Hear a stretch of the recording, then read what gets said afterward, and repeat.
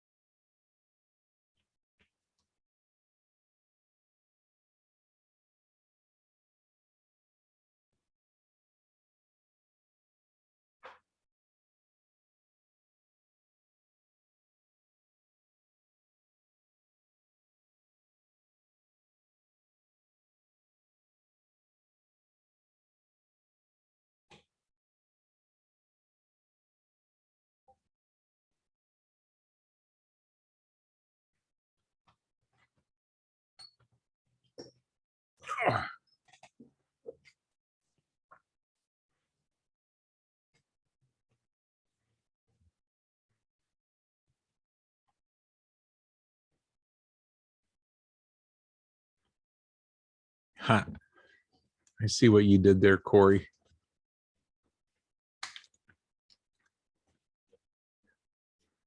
Either that or your screen was frozen.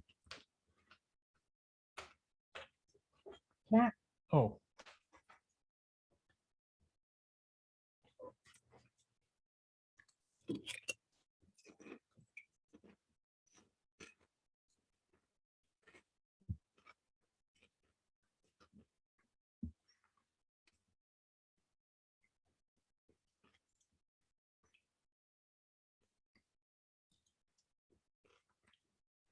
All right, we're a minute in.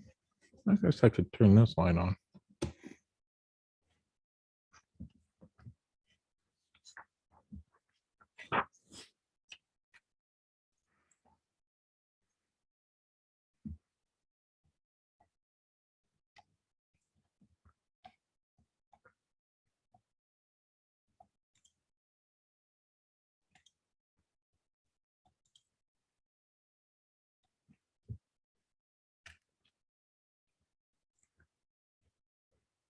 Well, I'm wondering why it's showing up that way.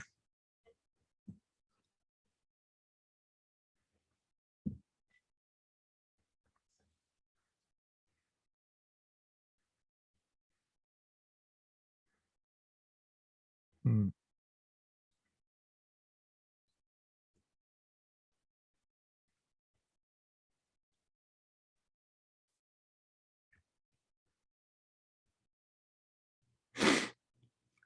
Okay.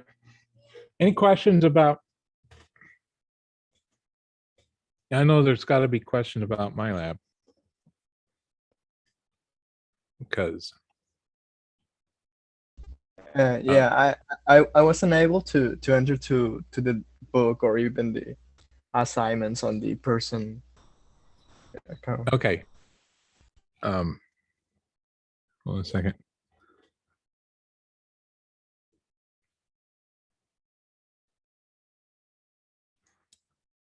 Okay. So I'm setting up my script, my uh internet right now so I can do a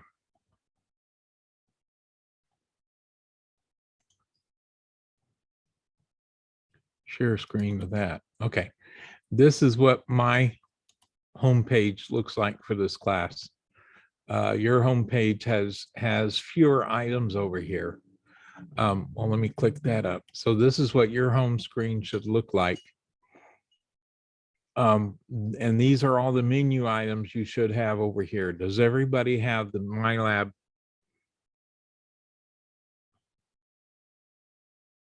The MyLab menu item over here? Because that is extremely important. Yes, Okay. yes, I think I have. Because I've had at least one person, well, I have one person so far who does not have this. And so that's an IT problem. So if you go into modules, you have the red shelf brightware module. And how come there's nothing there? There's supposed to be something there. Oh, No. because I'm not a student. That's why I don't have anything there. No, I actually tried to click it, but it doesn't show anything. Just like a circle, try to charge in something, but no. Yeah, I click it and it shows every textbook I have that I'm using online. And so I have 6 textbooks that are exactly the same and 2 more textbooks that are the same. I have 6 classes that use the same textbook. All right. 2 of these 6 classes they're just different versions of the exact same class. So they meet at the same time. It's just 2 of them have a in classroom and a remote. So I have a Monday, Wednesday, I have an 8 o'clock class that is in the classroom and remote. And so that's why I have two different textbooks for that class. My purely remote classes, which I have two of, there's just one of these for each of those classes. Now, these are for all 6 different versions of those classes. Pre-calculus and the college algebra 1414 all come from the same textbook. These two are from a face-to-face remote class that it's called dual modality because I have 2 ways of that this class is being administered. And so it's also college algebra, but it's a 1314. So they use a different version of this book. Okay, so that's why it looks different than this one does. But when you pull this up, only one of these shows up, and that's the one for you, for this class. Okay, so you click on it. For those of you it shows up for, you click on it, it has the remote code. And so you click on that code. This code doesn't work because I'm a teacher and I don't have a code. So they fill it in with a code, but it doesn't work. Okay. So you copy that code and then you go to MyLab and you enter into MyLab here and you go through the process of setting up an account if you do not have one. And then it asks for, and then it'll start out by asking, does it start out asking for the code, for the access code? I can't remember. I used to know. Yeah, actually, there's something like they'll tell you about a code, but the one that you So send on you want the access code. If you don't have the access code, down below it says something about if you're waiting on financial aid, yeah, the free course. there's a temporary access. Well, you click that down there and it gives you 2 weeks free. So while we're waiting for Red Shelf to get its crap together, so you can get that access code. Okay, I was pretty confused because the other day just Yeah. a lot of math. Yeah, the directions I gave you is for when Red Shelf works. Sure. If Red Shelf doesn't work, then you go for the temporary access. Sure. And then you create your account if you don't have one already. Sir, can you hear me? Yeah. Did you count me or not? What do you mean? Did I count you? Like, have you taken roll yet? You type your name into the chat. That's Okay. putting roll. That's the roll. Yeah. All right, I got it. Okay. What else? So that's how you get into it. So we just use the temporary access? Yes. If Okay, thank you. Red Shelf is not working for you, so when you go in through the modules and you click the Red Shelf, and it doesn't work for you, then you use the temporary access.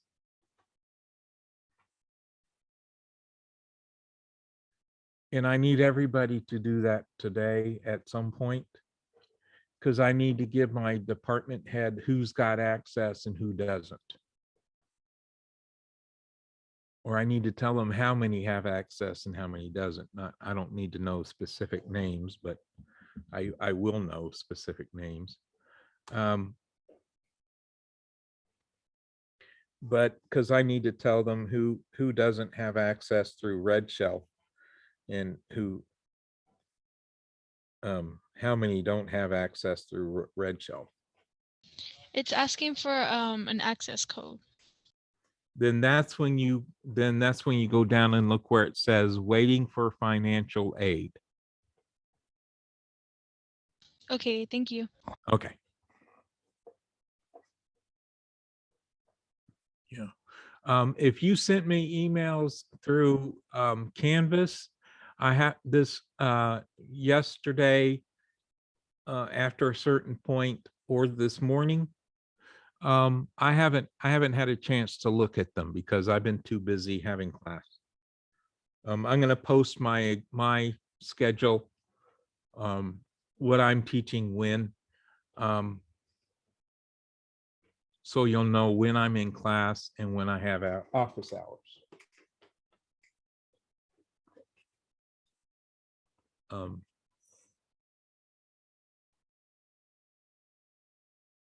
Any other questions about this? Yeah, after when the things get fixed, like for example, right now we have the financial aid for 14 days, but Yeah. we're gonna have the code after like a few days coming. Well, Or once we get the code to you, then there's a way to, once you're in there, there's a way to pay for it.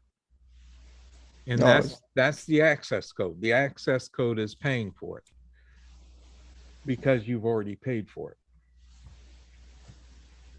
So I don't know that end of it, but I know there's a way. Once you're in there, you open it up again, and I don't know how you do that. I'll have to find out. Or you can go onto the Pearson page and find out how that happens. But I'll look it up, and if I can find it, I'll copy and send it as a file, and you'll find it in files over here. Once you get it open and you click into it,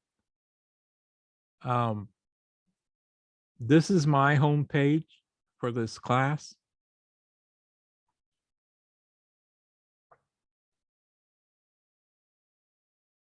Okay, it'll populate. It takes a little bit.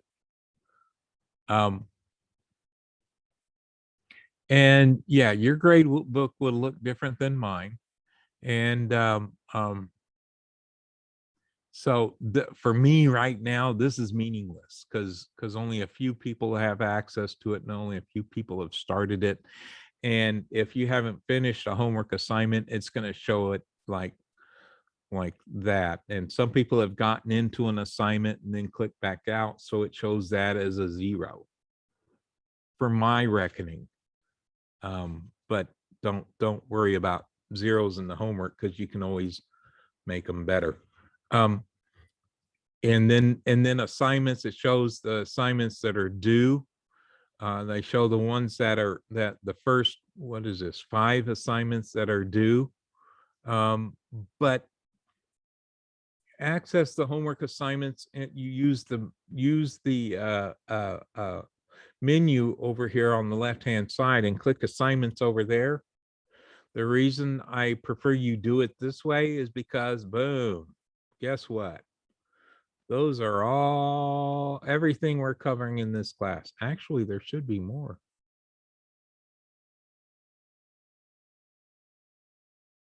Well, I'll add those later. Because I think there's a couple more sections we cover. Well, I cover anyway. Not everybody covers as much as I do. And there's one section I like to cover, and it's from chapter 12, and it's for this course. It's the binomial theorem. I think it's an extremely important theorem to know, especially for the 1414 college algebra. And so, and what I have here is the order in which we cover everything. Please notice the section 11.2 is covered out of order of the other sections. Okay, because it deals with using matrices to solve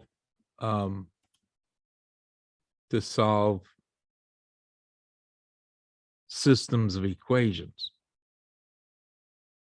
And so this is this is the number one problem. And so, yeah, a matrix used to represent a system of linear equations is called an augmented matrix. Final check. Boom. Fantastic. Oh, they changed this. All right. Since last semester. The attaboys, as I call them, my father-in-law. And so you create an augmented matrix of this system of equations. And so it goes through a lot of things like that. So I'll leave the page because I'm done. And so, yeah, so it shows that I've done one problem. And I got it correct, 1 out of 1. Some of these problems have multiple steps. And so if you have 3 steps, then if I only completed 1, then it would say 1 out of 3. Okay. Or 1 out of, or 0.3 out of 1, or 0.6 out of 1, or something like that. So I don't remember exactly how they do it, but there's 18 problems. So it's a total of 18 points. And so what I have now is 1 out of 18 points. So I could have out of 17.1 out of 18 points. And then for the grade, they convert that to a 100-point scale. Yeah. Okay. And so I go back to here. So, oh, let me go back in there.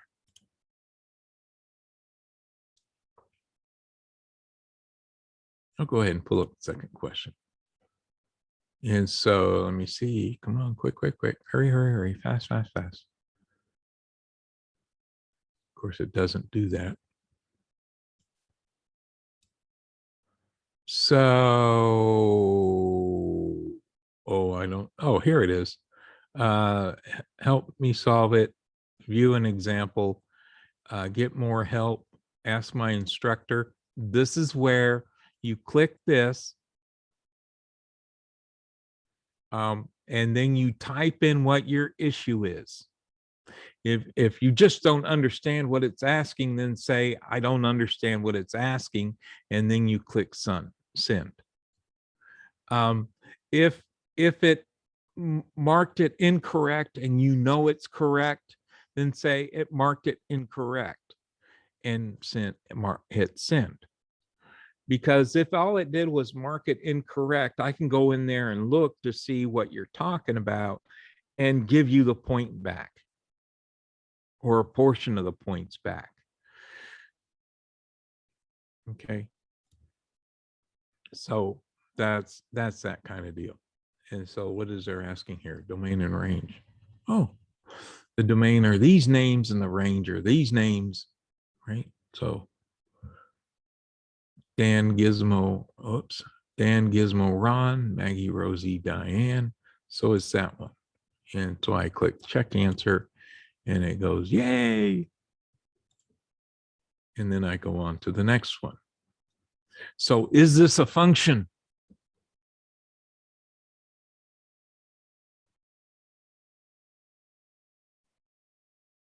Oh, it's not showing what I see. Damn, it's supposed to. Okay, I see why. All right, I know why. Because I pulled out of that. So let me do it this way then. Where is it? There it is. Share.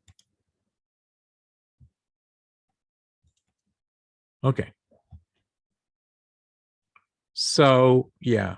So I looked at this and it told me, and I looked at what the domain was these, and the range was these. And so that's one that showed it to me. And now I'm going to look, is this a function?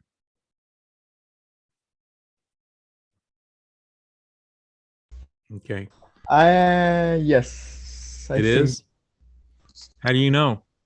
I think because the persons, because the domains go directly to the, how do you say the other one? Oh, the range. All right.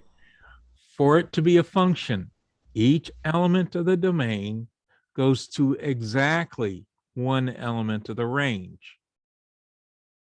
All right. Oh, yes. All right. Maria, Fernanda, why did you say no? Because Ron has two names in the Y Right. values Ron in the goes range. to has two different cousins. So because Ron goes to two different cousins, it's not a function. So Ron would have to only go to one name over here. It went to two names over here. So that means Gizmo and Ron are related. So they're probably cousins, and they have Rosie as a common cousin. So the figure is not a function because the element Ron in the domain corresponds to one element in the range. So that's letter B. Is not a function because Maggie has more one element. No.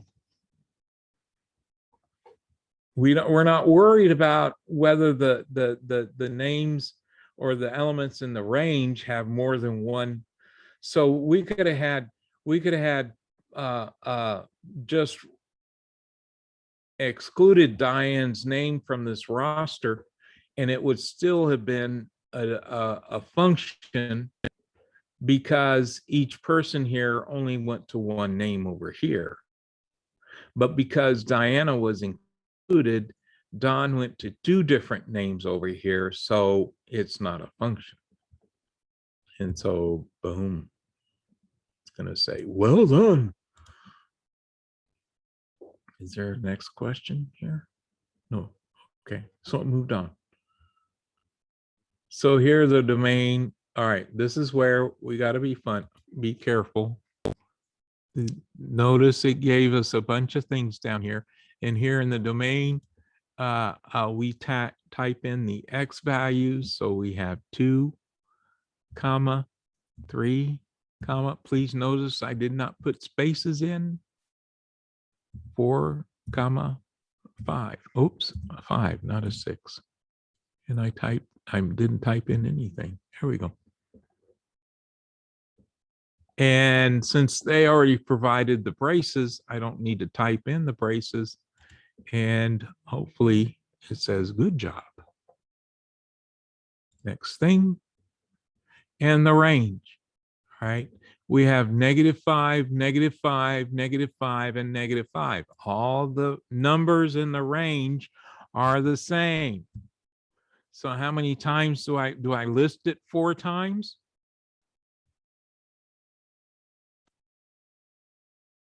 So if y'all were showing me your faces, you could shake your head and I would see you shaking your head saying no.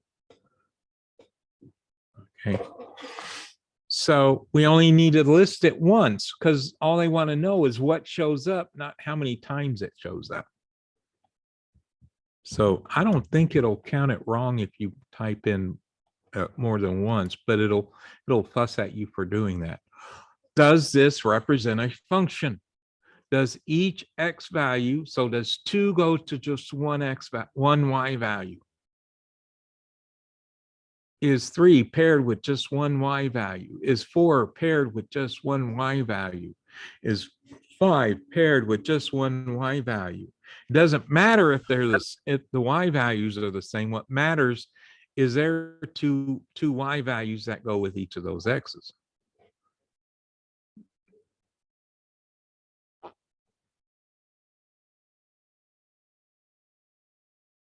Yeah.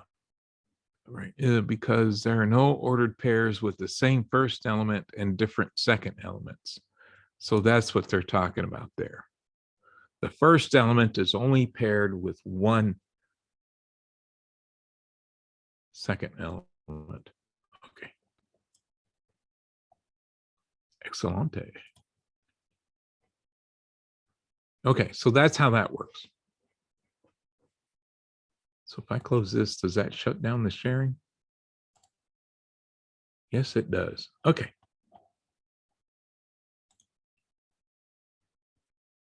So that's a brief introduction into what happens with MyLab. Please be aware that in MyLab, you don't type in spaces, because if you do, it'll tell you it's wrong.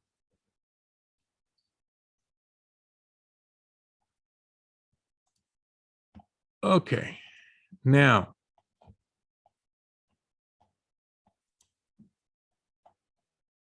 my question for y'all is, where did we leave off? Did we do the difference quotient? I have a question. Yes. So we're supposed to do the section 2.1 homework. Get started on it. I don't think we finished 2.1 yet. Okay, and then on the other assignments, are they gonna be changed to the due dates? Because they all say the same date. Oh, I didn't mention that. All the due dates right now are for the end of the semester. So I'm going to change those due dates as soon as I put in the exam dates. Okay. So I'm going to set up an approximate timeline for the class as far as setting up the due dates. Okay. Those sections might change a little bit depending upon how quickly we get through the material or how slowly we get through the material. So I'll adjust accordingly in the due dates. So I think all of chapter 2 will be on the first exam. So the due dates of those will become the day of the exam. So don't wait till the day of the exam to start doing the homeworks. No. Because college algebra, everything builds on itself. And so you need to stay up with the stuff. Okay. That help? Yes, thank you. Does anybody remember what we left off on? Did we talk about the difference quotient? Yes, we did. Okay. And so from difference quotient, did we get into talking about the domain of a function defined by an equation? We were doing examples with the equation of the difference quotient. Okay, so we're still working on that. We left off on the example f of x equals to the square root of x.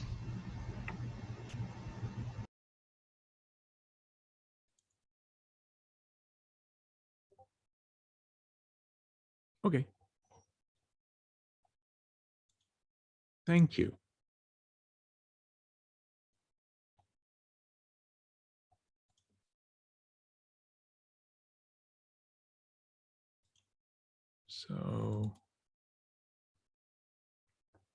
So this slide basically. Yeah, we completed that example.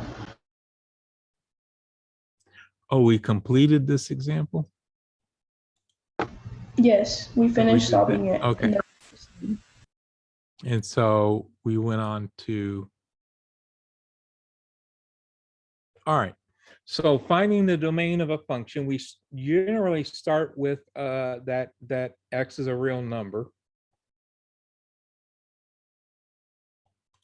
Okay, the domain of function f is the same as the domain of the variable in that function.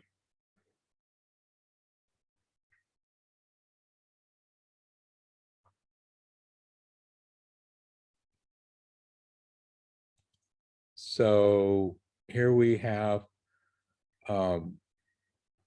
yeah, any number, we can find the square root, we can find the square of any real number. The square of negative numbers is a positive number. The square of positive numbers is a positive number.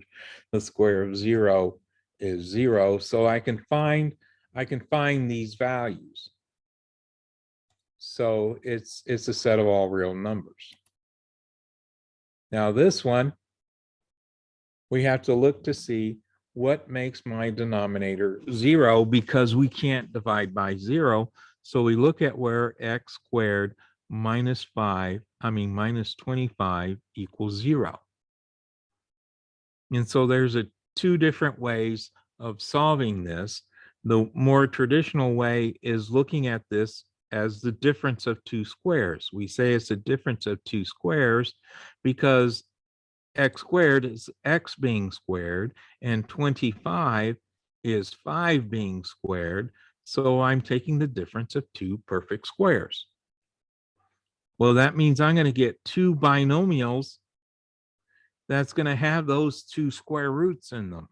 The square root of x squared is x, the square root of 25 is 5, the square root of x, the square root of 25 is 5. And so those two go in there, and one of them is going to be plus, and the other one's going to be minus, and it still equals 0. So now I have a product that equals 0. If you have a product that equals 0, then one of the factors has to be 0.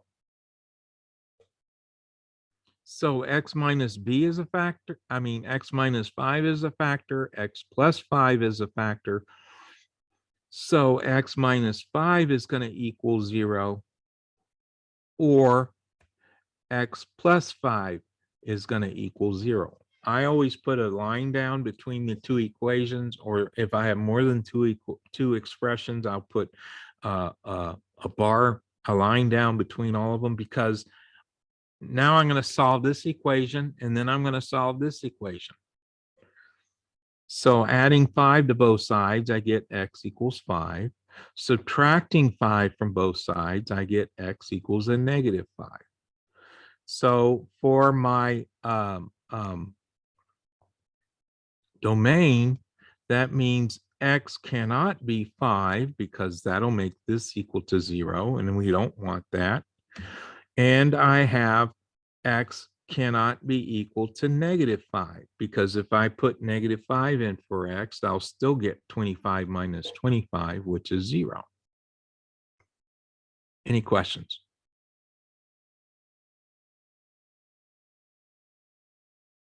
Now, the other way of solving this is to add 25 to both sides. So I get x squared equals 25, and I use the property of square root. The property of square root means if I take the square root of both sides, then I have a positive and negative square root. So that means x is going to equal a plus or minus 5. Because negative 5 squared is 25 and 5 squared is 25. So the square root, so we have the plus or minus thrown in there with the square root of 25. So we get the same two x values that we have to exclude. And that's what they talked here. They didn't go through the process of finding out, of showing you how to find those numbers. They just said what those numbers are. You will find that at this level, they already assume you know how to do certain things. I'll go through and work them where they make some assumptions.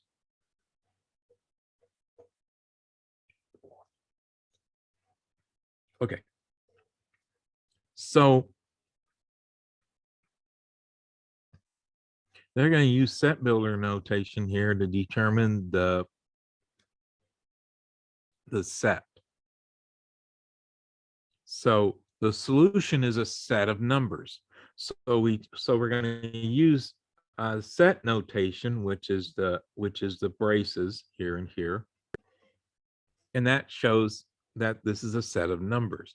And so this part here is x, so we're talking about x being a real number, and this symbol here means the phrase such that. So this is a set of all real numbers x such that, and then I have a condition that has to be true. And the condition is that x cannot be 5 and x cannot be negative 5. I think they wrote it. Yeah, they did. They wrote it. They put the -5 first, but it doesn't matter because both of those numbers are excluded. Now, if I was to do this in interval notation, that would end up getting me 3 intervals. So we're not going to talk about that right now. Now, here we have this situation. We have a function of t, h of t, which usually is time, equals the square root of 5 minus 5t. So whenever you see something like h of t, we're usually talking about height. So after a unit of time, whatever thing we're talking about is going to be this many units high or up or away. Okay. Now, when we're dealing with square roots, what has to be true of the argument of the square root? The argument of a square root is called the radicand. So what needs to be true of the radicand of a square root? What real numbers can we not take the square root of?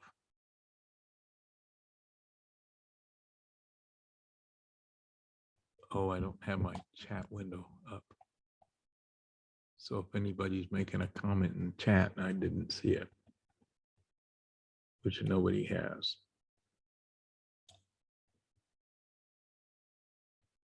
Negative, right. Taking square root of negative numbers is not a real number. It's a complex number. So we're only dealing with the real numbers right now. So we can't take the square root of negative real numbers.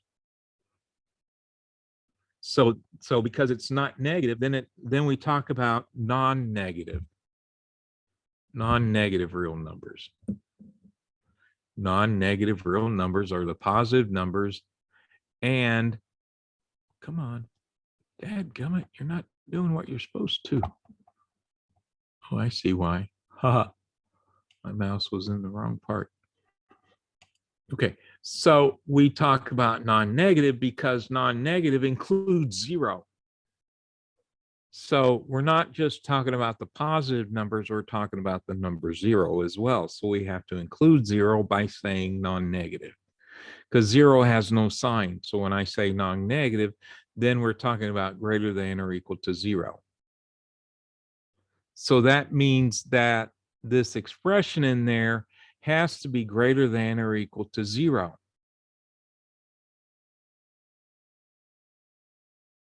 So if I go through the process of solving for t, so I can find out what values of what real numbers I can use for t, then I solve for it. So I'm going to subtract 5 from both sides. So that means -5t has to be less than or equal to -5. I'm going to write this down here because there's a question I want to ask. So what am I doing? What's my next step? Divide by -5. Divide by -5. So I'm going to divide the left-hand side and the right-hand side by a -5 because I want a positive t down here. But what happens when you divide by a negative? When you divide an inequality by a negative, what happens to the inequality? The symbol switches. The symbol switches. When you multiply or divide by a negative number, all your signs change, including the inequality sign. So it went from greater than to less than. So now t has to be less than 1 or equal to it. So this is the condition that would go in this part of set builder notation. So that means that we have the set of all t, because the variable is t now. So all times t such that t is a number that is less than or equal to 1. And there'd be an added restriction on here if we were actually dealing with something that dealt with time, because we can't go back in time. We can just have when time starts, so that'd be 0, so it'd be from 0 to 1. But yeah. But if we did go back in time, then that would work. And so, and notice that here they do talk about an interval. When I want to write it in interval notation, I look at a number line. And the only point I'm really concerned about here is 1. And so t has to be smaller than 1. And it can equal 1. So we use the bracket here to show that it equals 1. This end of the number line goes towards negative infinity.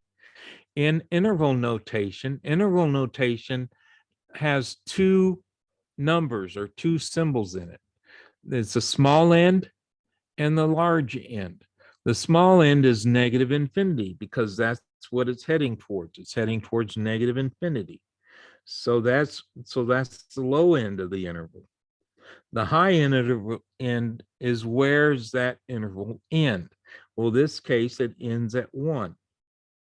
Well, going to negative infinity, we never reach an infinity. Infinity is a journey, not a destination. So, but in this case, 1 is a destination, but can we reach that destination? Well, yes, we can, because it says it can equal 1. So that's why we use the bracket. If we did not have this equals portion of it, then it would have been a parentheses there instead of a bracket. Okay. Questions? All right, moving on.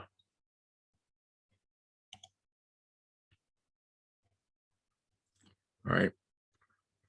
Here we have some interesting things going on here, so I need a full page.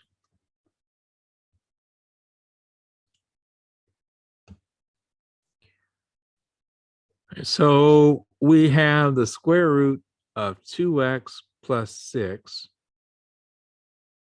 And in the denominator, we have x minus 2. In the numerator, we know what's inside that square root symbol. It has to be greater than or equal to 0. So 2x plus 6 has to be greater than or equal to 0. And my denominator cannot equal 0. So that means x minus 2 cannot equal 0. Well, the denominator is the easier one to work with, so I add 2 to both sides. So that's telling me x cannot equal 2. So this is one of my conditions. My other condition is solving 2x plus 6 greater than 0. So we do the algebra here by subtracting 6 from both sides, and we get 2x greater than equal to negative 6. Did I divide by a negative number or multiply by a negative number? No. No, so that doesn't affect the sign here, the inequality. Now I'm going to divide by a positive 2. Dividing by a positive does not change the signs. So this inequality stays greater than equal to, and this side remains negative. And so I have a positive x when x greater than equal to a negative 3. So these are the 2 conditions that have to be met for x to be in the domain. So I have the set of all x such that, and we're going to write this one first, because that's what the textbook did. It didn't matter, actually. X has to be greater than -3, and X cannot equal 2. Now, why do I have to put this one in? Because +2 is greater than -3. But I can't use 2 in the denominator because that'll give me 0 down there, and the function does not exist at 0. I mean at 2.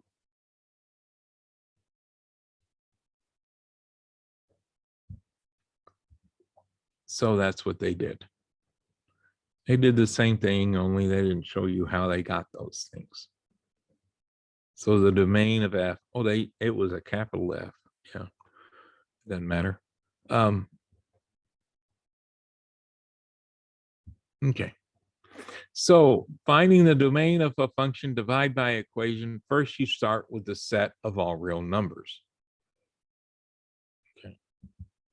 Then if the equation has a denominator, so you exclude any numbers that give the denominator a 0. And then if the equation has a radical with an even index, then you exclude any numbers for which gives that the expression inside the radical, which is called the radicand, which is what I said before, is negative. So the radicand in this case was the 2x plus 6, and that can't be a negative number. And so that's what we did here. We excluded negative numbers. Okay. Now, does everyone know what's meant by an even index, or what an index of a radical is? All radicals have an index number. This symbol without the index number is square root. So its index is 2, which is an even number. All right. So we have, when we talk about the cube root, that index number is 3. So the index number is, what root are we taking? Are we taking the square root? Square root is the most common radical we use. It's the most common root we use. And so instead of writing a 2 here all the time, the mathematicians have just decided that if there's no index number written there, we understand it to be the second root. And so the third root, and then the fourth root, and the fifth root. And so whatever root we're talking about, that means the index numbers tells us how many of these things I have to multiply to get the radicand. So I have to multiply 3 of these together to get A. And if I keep using A in here, because that's typically what we use, it takes 4 of these being multiplied together to give you A, because that's the definition of the root. Okay, square root means it takes 2 of those numbers to get the radicand. So the square root of 4 is 2, because 2 times 2 is 4. 3 is the square root of 9, because 3 times 3 is 9. So 2 is the cube root of 8, because 2 times 2 is 8. 3 is the cube root of 27, because 3 times 3 is 27. 4 is the cube root of 64, because 4 times 4 times 4 is 64. Took multiplying 3 4s together to get 64. If I multiplied 4 4s together, then that means 4 is the fourth root of 256. Yeah, that's just one of the ones I know. Okay. There are certain cube roots that are good to know. There's certain fourth roots that are good to know because they come up more often than the others. And square roots, the first 16 perfect squares are good to know. So that's squaring 1 through 16, and knowing what those numbers are is a good thing to know whenever you're having to deal with mathematics. So I always tell my students to memorize those and know them, because then you don't have to think about it. You don't have to pull up the calculator to find out what it is. So 16 squared is 256. 15 squared is 225. 11 squared is 121. 13 squared is 169, where 14 squared is 196. I used to know what 17 squared is. I think it's 383, but I'm not 100% on that one. Okay. And then the perfect cubes, 1 through 4 are most common. 1 through sometimes 5, no, 1 through 6 are the most common that they use. So that would be 1, 8, 3 cubed is 27, 4 cubed is 64, 5 cubed is 125, and 6 cubed is 216. And then the fourth powers, 1, 2, and 3 to the fourth power. 1 to the fourth power is 1, 2 to the fourth power is 16, 3 to the fourth power is 81. Those are the most common that are used. And to the fifth power, you're on your own. I know what 1 to the fifth power, everybody should know what 1 to the fifth power is. 2 to the fifth power happens to be, what is that? 32, I think. Yeah, it is. It's 32. 3 to the fifth power, I have to multiply 3 times 81, which is 243. So, okay. Knowing those is very helpful because they come up a lot. Those numbers come up a lot. Okay. Now, domain of a function, we express the domain of function using interval notation, set notation, or words, which is ever most convenient. A lot of times we'll just use one or the other. If it's a set of all real numbers like polynomial functions, the domain of all polynomial functions is all real numbers, then we use the phrase all real numbers. Or we could say x such that x is a real number, or we could say all the set of all x such that x is a member of the real numbers. So we use the symbol for real numbers. Different textbooks use a different symbol for these. This is when I was at UTSA, this is the symbol most of the textbooks used for the real numbers. And then we have the rational numbers and the irrational numbers. The rational numbers is a stylized Q of some kind. Q for quotient. A quotient is a fraction, and it's a rational numbers are a fraction of 2 integers. Irrational numbers, pi is the most famous irrational number. So we use pi, a stylized pi for that. The natural numbers, we use a stylized n for that. And the natural numbers are the counting numbers, 1, 2, 3, 4, and all like that. And then the integer numbers is a stylized z. And the explanation that's been given to me, and I did a Google search and other searches for this, is that there's a German word for number that begins with the letter Z, and that's why we use Z for integers. So this is integers. This is natural numbers, 1, 2, 3, 4. So counting numbers not including zero. When you first learned to count, you didn't start counting with zero, you started counting with one. Counting is, we're talking about how many things. We have one thing, two things, three things, four things. We don't talk about, we don't have anything. So, but once we add the number zero in, then we're talking about whole numbers. And different textbooks use different ways of notating whole numbers. One way is by using a stylized W. When I was at UTSA, we used the natural numbers plus zero. So that would be the counting numbers and zero. And then these are irrational numbers. They cannot be represented as fractions of integers. They're decimal numbers that are non-repeating and non-terminating. So the pattern of numbers doesn't repeat and it never ends.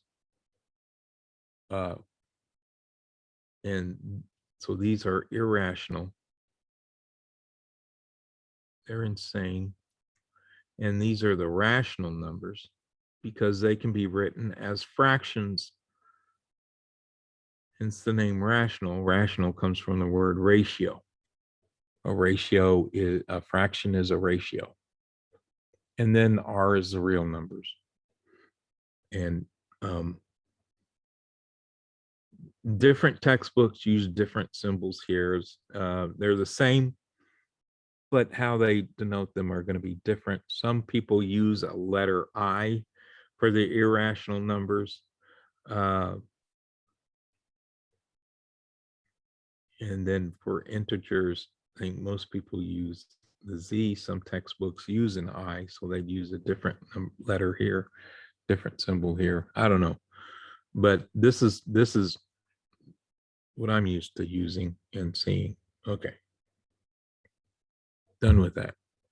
Now, if X is in the domain of a function, then we say F is defined at X. That means X gives us a Y value. So we say F of X exists, or F of 3 exists, F of -7 exists, or F of X exists at X equal to 3. So there's a couple of ways of saying that. If X is not in the domain, then we say F is not defined at X. F is not defined at 3 because 3 won't work in the function. It gives us a negative radical, a negative square root, or it gives a 0 in the denominator. Okay, so we say it's not defined at that X value, or F of X does not exist at that X value, or F of 3 does not exist. Okay, another way of saying this is that the function does not exist at 3 or something like that. Okay, so here we have the volume of a cube. So find the domain. So first of all, we want to express this as a function. The formula for this is different than the function for this. The formula tells us what's the volume. So what is the volume? What's that formula on the formula chart from high school? What was that volume? Anybody remember?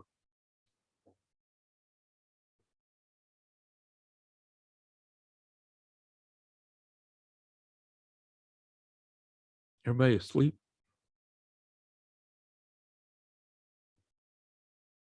Come on, somebody's got to remember what this is. What Wasn't is it base times width times height? Well, that's for a rectangular solid.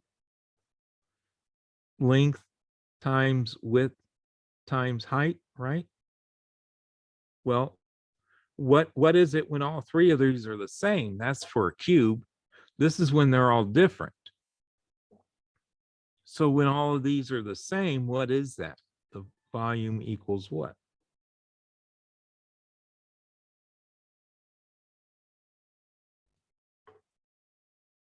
Well, if all of these are the same and we're using the letter S for each of those dimensions, so here I have a cube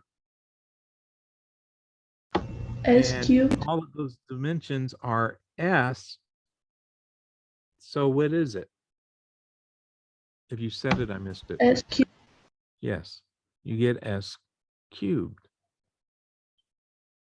So that's the formula. Now, how do I write this formula? As a function. That means I have something being done to a variable. Well, the function name, I'm going to give the function name V. So the function name is V. What does it act on? What's my argument here for the function? S cubed. All right, the function acts on the side, on the length of the side, right? Which is S. And what does it do to S? It cubes it. So V of S is the function notation. And what happens to S is that we cube it.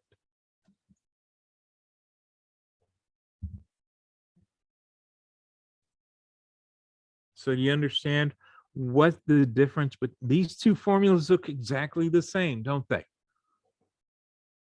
Except one is a formula and the other is a function. But they represent the same thing. It's just one is represented as a function, the other is represented as a formula. Is that making sense?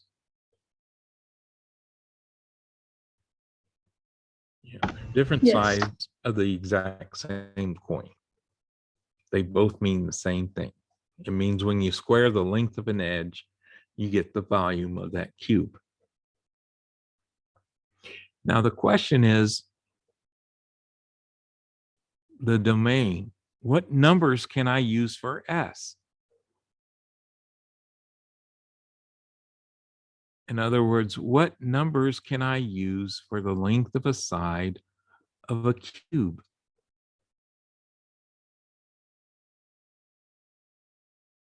Can I have a -1 meter for the length of that side?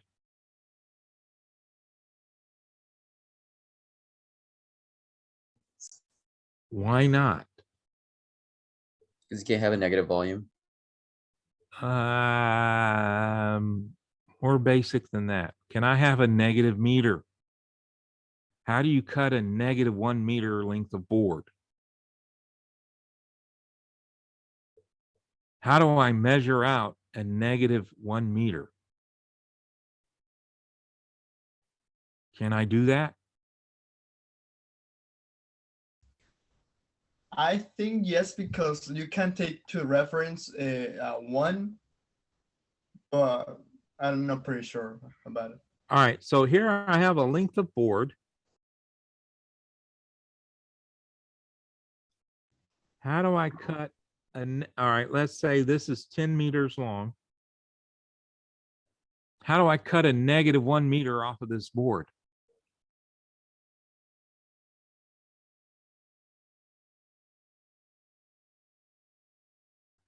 Negative, when we're talking length, is direction. So when I talk about a -1 meter in football, or on a football field, when I talk about a -1 yard, I'm talking about a direction, not just a length. But the 1 meter or the 1 yard is still the same length, because length is positive. Length is always positive. It's just when I throw in a negative, I'm talking about direction. Do I care about direction when I want to cut 1 meter length of wood? Because if I'm talking negative, then I'm talking about going this direction on this on this board, or I can take a meter, a positive meter from this direction. That length of board is going to be exactly the same. This length here and this length here will be exactly the same. So the negative did not matter. So the negative, I just ignore. I don't use it, because I can't actually cut a negative length of board. I can talk about a negative length, but I'm not measuring a negative length. Is that making sense? When I measure like on football, when they measure, well, they lost 3 yards, they measure out 3 yards, but they go in the opposite direction. They still measured a positive number of yards. That is just the direction was negative. Okay, I got it, sir. Okay. So negative just denotes direction, where the distance is always positive. So if I'm talking about I'm traveling a negative 2 miles per hour, that means I'm backing up 2 miles per hour. I'm still traveling 2 miles per hour. I'm still covering a positive amount of distance. I'm just traveling in the wrong direction. Or I'm going backwards when I should be going forwards. Just turn around and go. Okay. All right. So we can't use negative numbers here. So that means S has to be a positive number, or it has to be not negative. Well, 0 is non-negative. Can I have a length on a side of a cube that is length 0?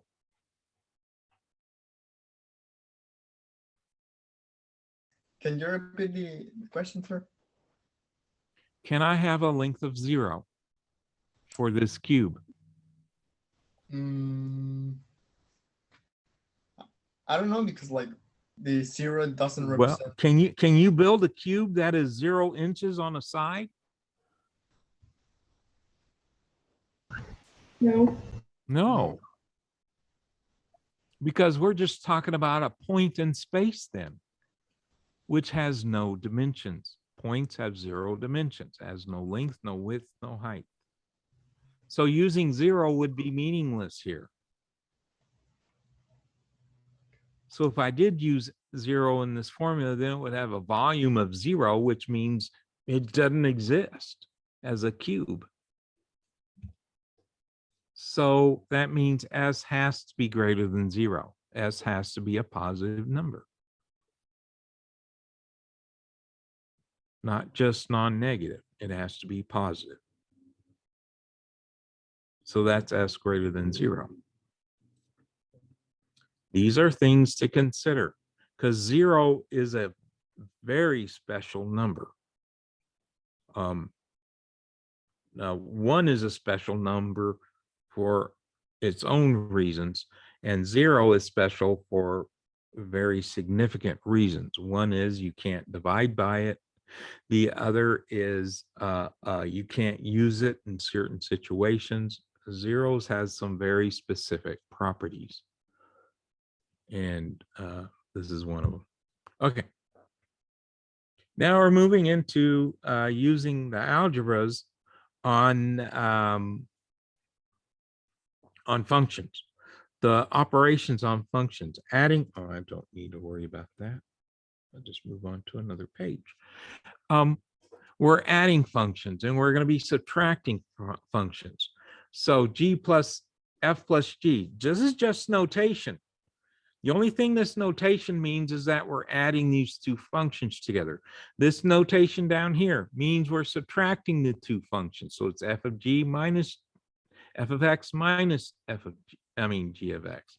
Please be aware that if you're subtracting an expression, you need to put it inside parentheses. So you're subtracting the whole thing, not part of it. Was adding the parentheses aren't so significant. All right.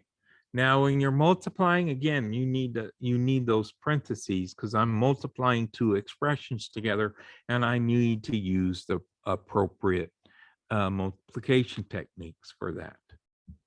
And then with dividing, we're talking about the same thing, but the parentheses aren't so much important in this case.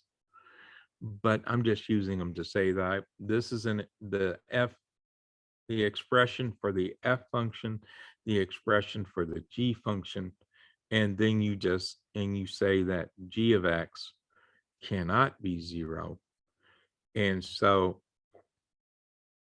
and then you just simplify this fraction if you can.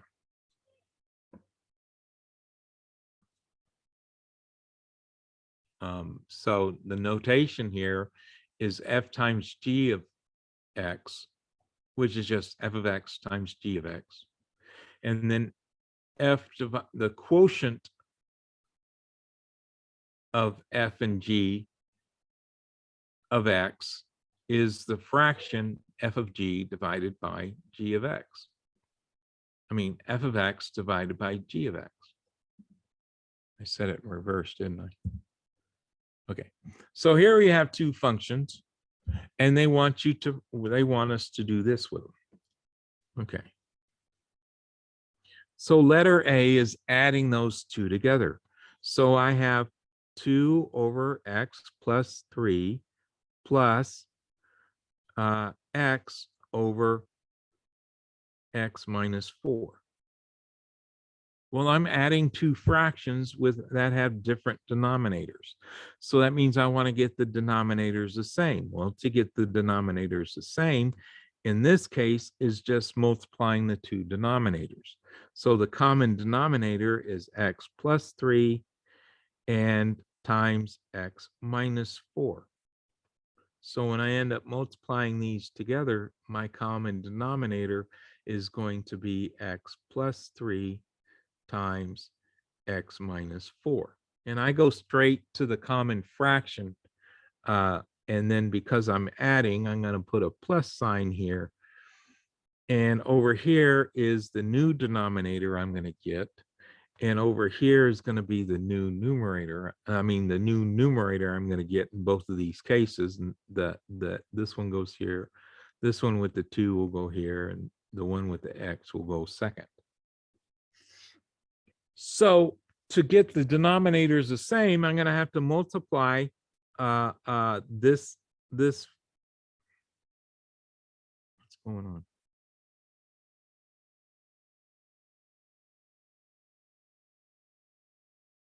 It's not letting me write over here.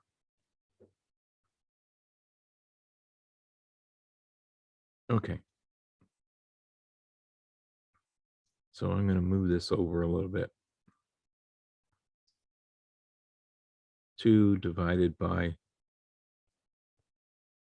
x plus 3 plus x divided by x minus 4.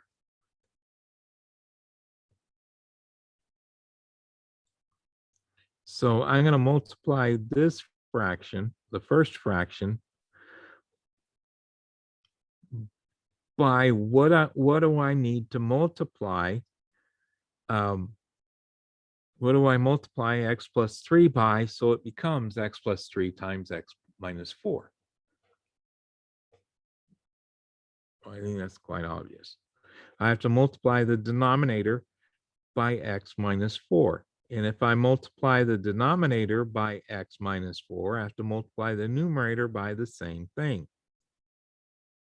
And so this part over here becomes the 2 times x minus 4. And the x minus 4 is inside parentheses. And this one, to get this x minus 4 to look like x plus 3 times x minus 4, I have to multiply the denominator here by x plus 3. And I need to multiply the numerator by the same thing.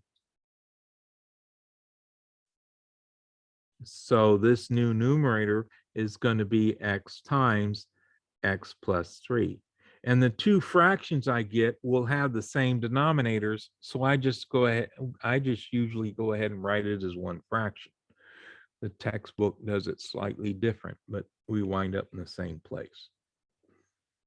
Now I use the distributive property to multiply in by the 2. I'm going to erase this now. And I get 2x plus 8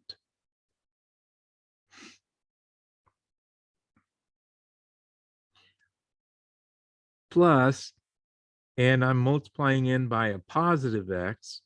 So that gives me x times x, which is x squared. And then x times the 3 gives me plus 3x.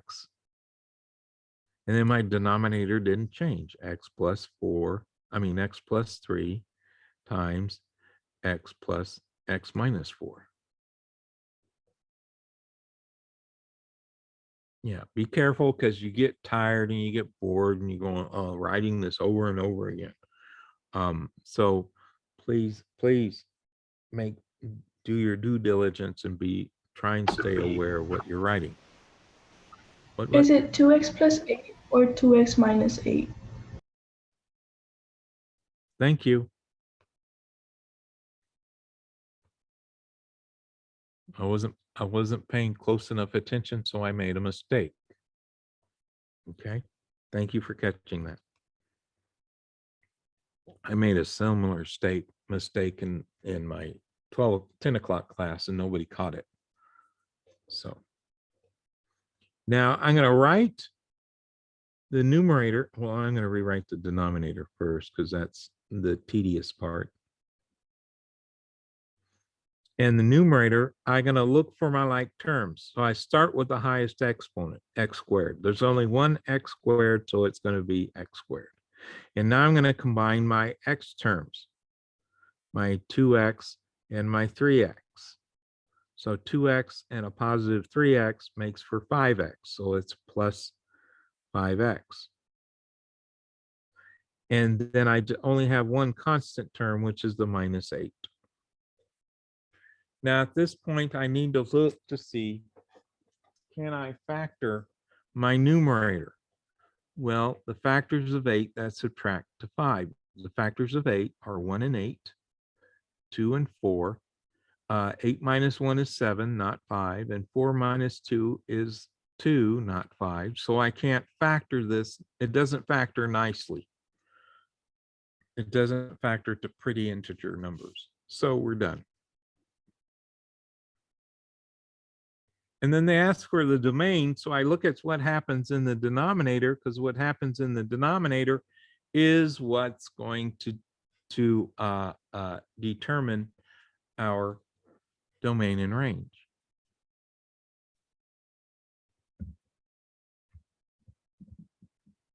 And see, they wrote it as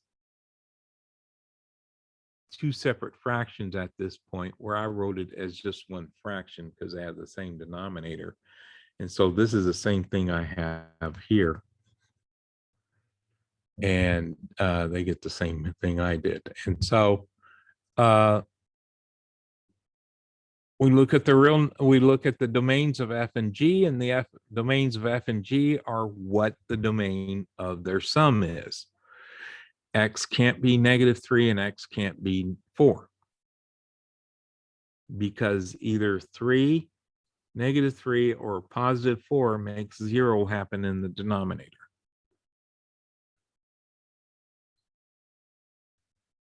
Any questions here? Okay. So subtracting means we're just going to subtract those two functions. So it's going to look an awful like what I did up there, which is the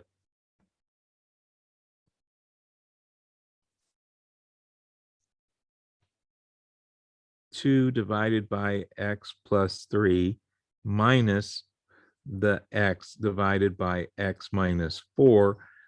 Subtracting and adding fractions, the initial thing is to get the same denominators. So we're going to do the same thing we did up here when we were adding. So I'm going to multiply this fraction by x minus 4 divided by x minus 4, right? We're multiplying by 1. Multiplying by 1 doesn't change what it is. It just changes what it looks like.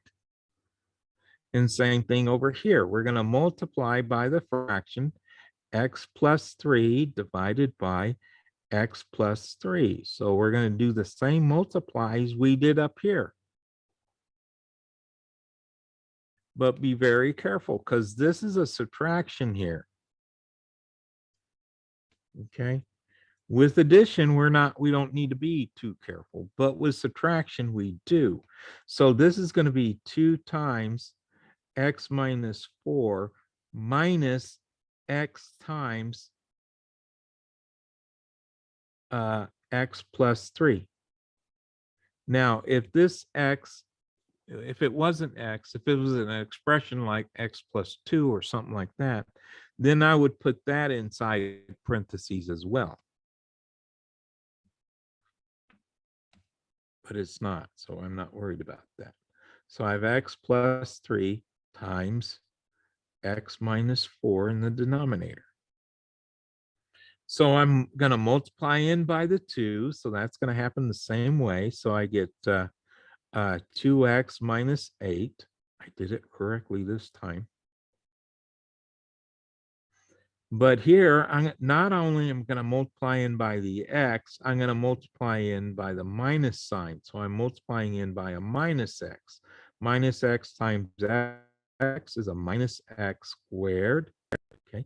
Up here, I was multiplying in by a positive x, so I got a positive x squared or plus x squared. Now I'm going to multiply minus x times plus 3, which gives me a minus 3x, and my denominator remained the same.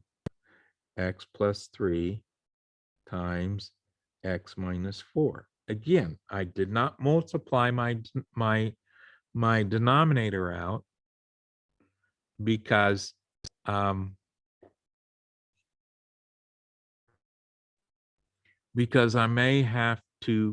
might be able to reduce the fraction. So now I go through, I do the same thing I did up here. I start with the x squared term and I write that one first, which is a negative x squared. I keep the sign with the number, with the term. And now I have a 2x minus 3x. Well, 2 minus 3 is a negative 1. So I have a negative 1x. And then the constant over here is the minus 8. So we have a minus 8. And so that gives us x plus 3 times x minus 4. Now right here, since my leading coefficient is negative on the x squared, I want to factor out the negative. So I'm factoring, it's like factoring out -1 of all 3 terms. So that's going to be a negative times x squared plus x plus 8. And I'm still dividing by the x plus 3 times the x minus 4. All right. Now this negative sign gets pulled out in front of the fraction because we like our fractions to be negative. If I have a negative numerator, then that means the fraction is negative, and I move the negative sign outside. So now I don't need the parentheses in the numerator. So now it's x squared plus x plus 8 divided by x plus 3 times the quantity x minus 4. Now I look to see, can I factor this numerator? Well, the factors of 8 that add to 1. Well, the factors of 8, which is 1 and 8, 2 and 4, neither pair of those add to 1. So we're done. This is the subtraction of the two functions. Okay. Now on the test, you will have these, but you won't have fractions to worry about. I don't test you over fractions, not directly. And so it'd be 2 polynomial functions that you'd be adding and subtracting and multiplying and dividing. And so this gives us, and then we look at the domain. The domain is x is not 3 and -3 and x is not 4. And so that's the condition that X has to meet to be in the set. X cannot be -3 and X cannot be +4. So that's my domain.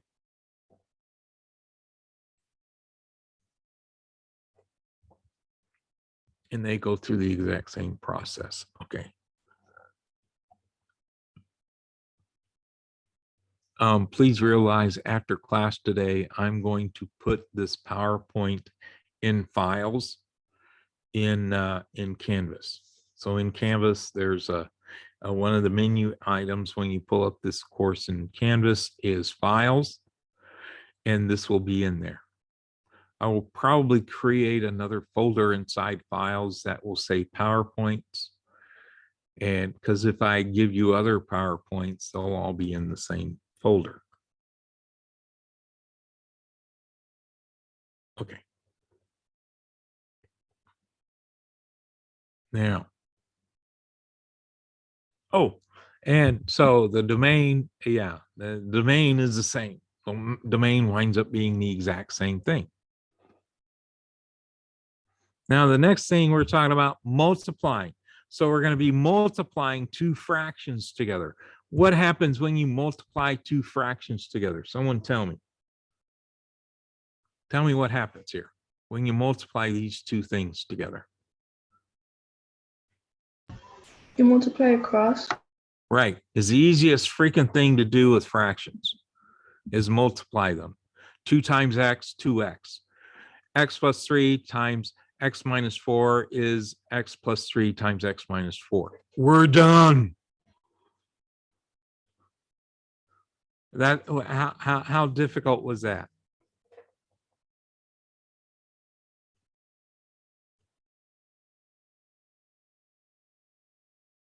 Okay. So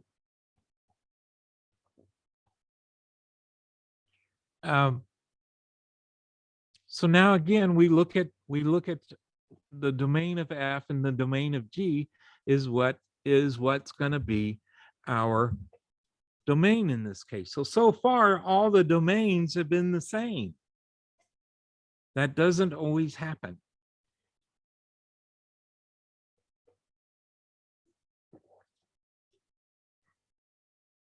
Now,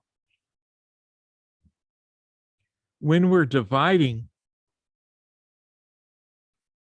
this is where things get kind of screwy. And so that's also why I'm going to try and get to a blank page. So now we're going to be dividing the two functions. Boom. They do something that they don't explain what happens. X plus 3, 2 over x plus 3 being divided by x divided by x minus 4. So I'm dividing by the denominator. So this is the expression 2 over x plus 3 being divided by the fraction x divided by x minus 4.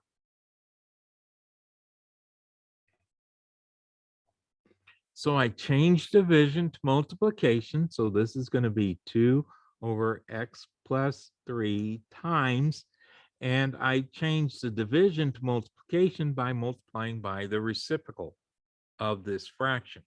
So that's going to be x minus 4 divided by x. And now we just multiply. So that's going to be 2 times the quantity x minus 4 being divided by the quantity by the product of x times x plus 3. When it's a single term times binomial or an expression, you usually put the single term first. So writing this as x plus 3 times x is perfectly correct, but we usually write it this way. I don't think MyLab counts off for writing it the other way. I definitely don't. But I will write it that way every time. Now, everything is factored. There's nothing that disappears. There's no factors in the numerator that are exactly the same as the denominator. So we're done.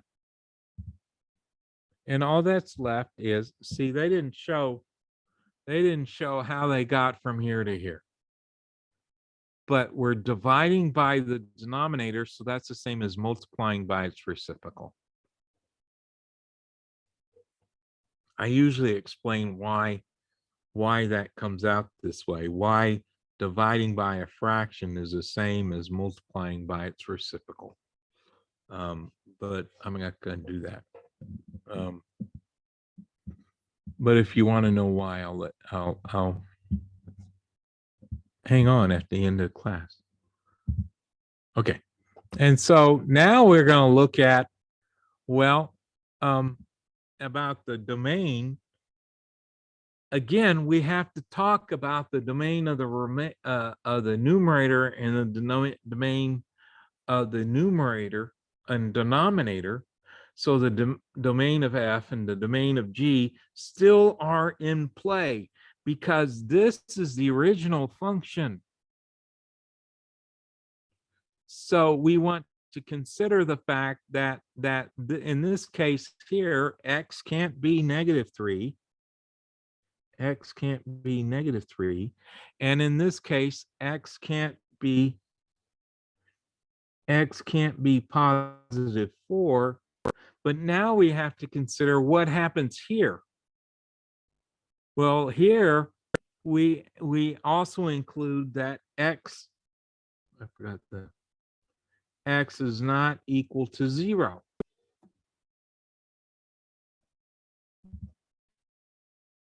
All right, because -3 and -4 are excluded because of the domain of f and the domain of g. But we also have to exclude 0 because of what happened when we combine the two functions by dividing.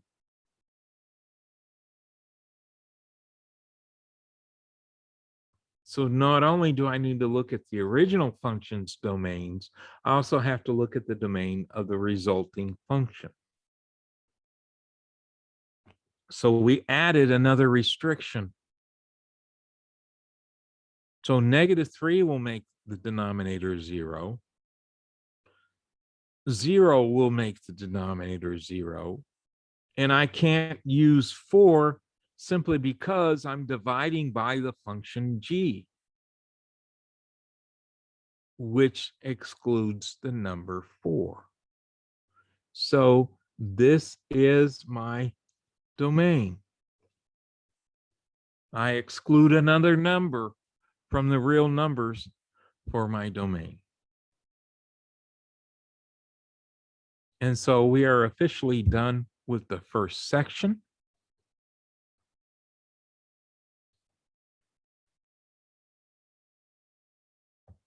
And y'all are free to go. Well, no, let me go in. No, we got a few more minutes here. Let me go ahead and start this. Identifying the graph of a function and obtaining information from or about the graph of a function. Well, this is the first part is easy peasy.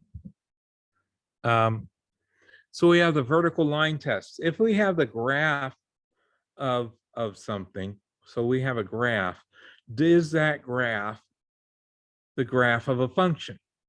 Well, if I draw a vertical line through it, if I draw a vertical line through A or a vertical line through B, does it hit the graph? Does it hit the graph at most at one point? So that's every vertical line. So if I look at this, am I going to have a vertical line that hits this graph in more than one place? If I draw a vertical line, will it hit this graph in more than one place? Well, if it doesn't, then it's a function. So every vertical line that hits graph A will hit it at exactly one point. Every vertical line that hits graph B will hit it at exactly 1 point. So both of these are functions. All right, here are two examples of two graphs that are not functions, because every graph, every vertical line hits the graph at one or more points. So in case of letter C, there's only one vertical line that will hit it at exactly 1 point. All the other vertical lines that hit it will hit it at 2 points. And this is a parabola that's a parabola in the y direction. I mean, and it's a function of y, not a function of x. So functions of y are not considered functions for our purposes. And same thing is true of letter D, but letter D is the graph of a conic section called a hyperbola. And if we have time, we'll talk about conic sections. And there's only two vertical lines that will hit this graph at exactly 1 point. All other vertical lines that hit this graph will hit it at exactly 2 points. So the vertical line that goes through this point here and the vertical line that goes through this point here hit the graph at exactly 1 point, but I have more vertical lines that hit it at more than 1 point, so they're not functions. They're pretty graphs and neat graphs and things that have qualities about them. Well, if you notice, this x value went to two different y values. This x value went to two different y values. Same thing over here. This x value went to two different y values, which negates the definition of function. So these are not functions. Okay. So here we have a time is it? We don't have time to go much into this. And so these are some questions they're going to want us to answer. Please notice there's a blank space here. And we'll start with this slide next time. This set of this PowerPoint is an updated version of the PowerPoint I used to work with, because we used to use the 10th edition of this textbook, and now we're using the 11th edition of this textbook. And because of that, they rewrote all the PowerPoints, except they weren't careful. And so there's some big mistakes that happened. They forgot to put in an equation here. And so I'll put it in. And I don't think they have an answer for E in this. So we'll deal with that when we come to it. So if you have questions, now's the time to ask, or you can send me emails, or when you're working the homeworks, you can send me emails from the homework. Oh, did I show that? Did I show in my lab how you can send me an email about a question in the homework? Because you have, I did it in one class today. Was it this class?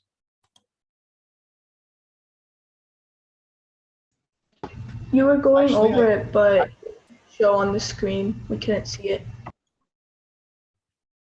Okay, I'll pull up a problem and just very quickly show you that. I gotta pull up a problem first.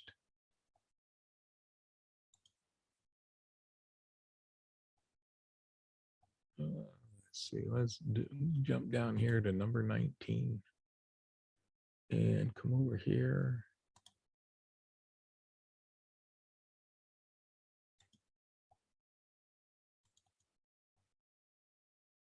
Okay.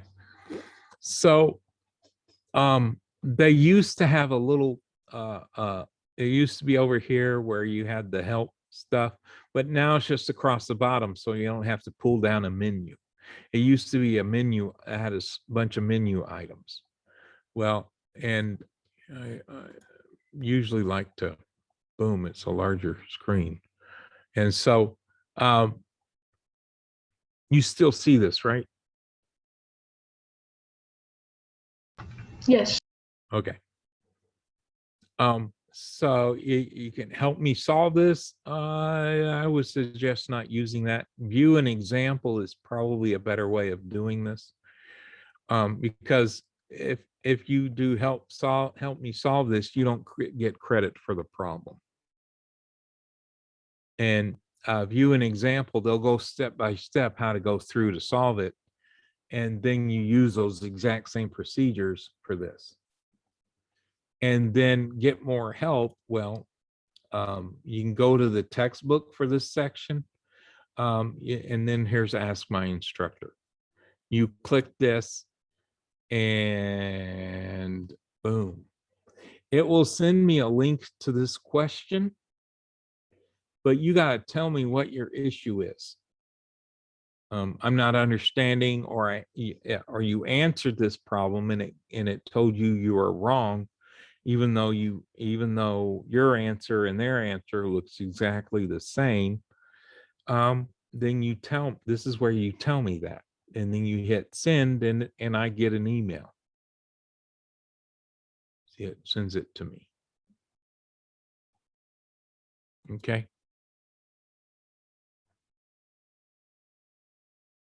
Yeah, I had one person one year who used this on about a third of the problems that he or she worked. I can't remember if it was a male or female, but and then view an example. Let me see what it does here.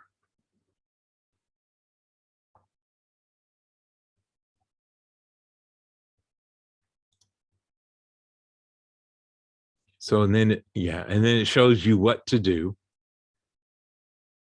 And so this is subtracting functions. R minus C of X is what we're trying to find. So revenue minus cost is profit. And so revenue minus cost gives us our profit.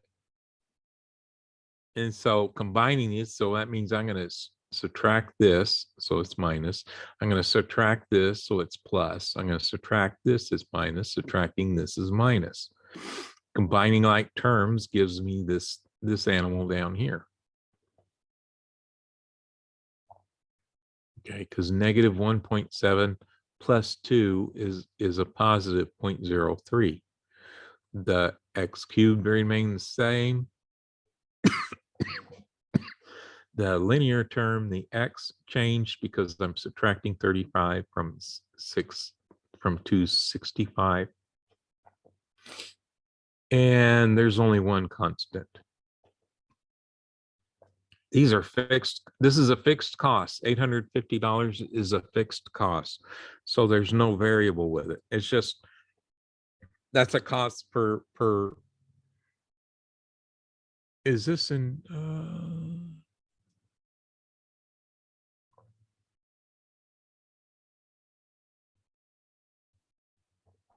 it's usually over a time frame, but this could be a yearly time frame. So per year, there's $850, boom, or per month, it's $850 that goes out no matter what. And so, yeah. And so that gets subtracted from profit. This gets subtracted from profit, and this gets added to profit. So, and so this tells me how I'm doing this. And so I'm gonna subtract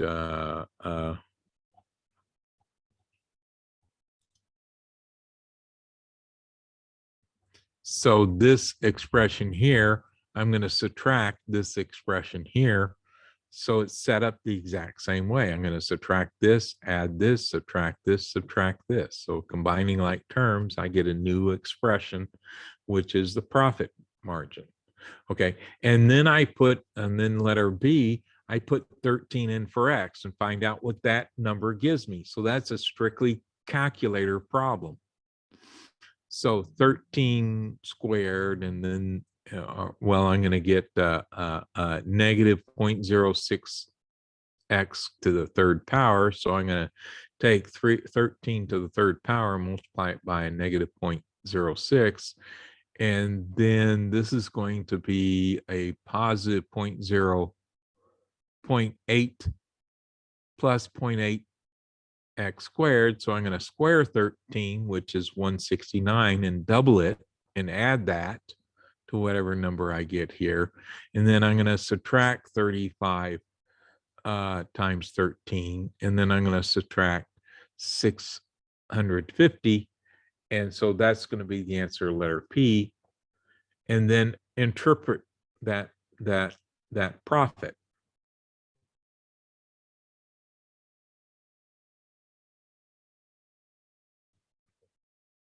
Okay, so 1,300 cell phones will give me a profit of so many hundreds of dollars. I think that because that's what it's in hundreds. Yeah. Oh, no, it'll just give me strict dollars. Okay.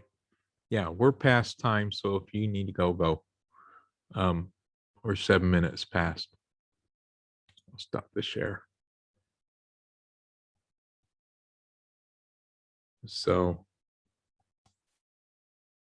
I was just running through an example, so I didn't actually work it though.